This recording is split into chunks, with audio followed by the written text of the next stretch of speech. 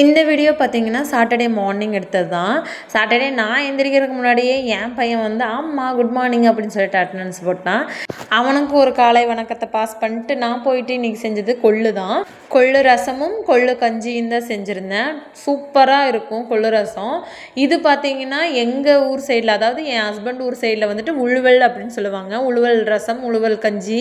First கொள்ளு வந்து வேக வச்சுக்கணும். கொள்ளு வேக வைக்கும்போதே தண்ணி நல்லா எக்ஸ்ட்ரா ஊற்றி வேக வச்சிட்டிங்க அப்படின்னா கொஞ்சோண்டு உங்களுக்கு தண்ணி கிடைக்கும். கொள்ளு தண்ணியில் வந்து தக்காளியை பாயில் பண்ணிக்கோங்க. ஒரு அரை வேக்காடில் பாயில் பண்ணால் போதும்.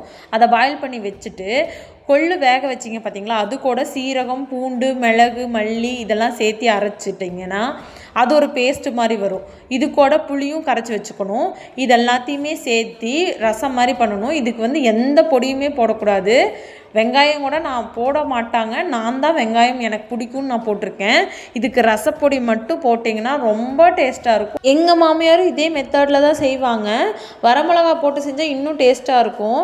நீங்கள் தாளிப்பு கொடுக்கும்போது வெறும் எண்ணெய், கடுகு, வரமிளகா மட்டும் போட்டு கருவேப்பிலை போட்டு தாளிப்பு கொடுத்துக்கோங்க.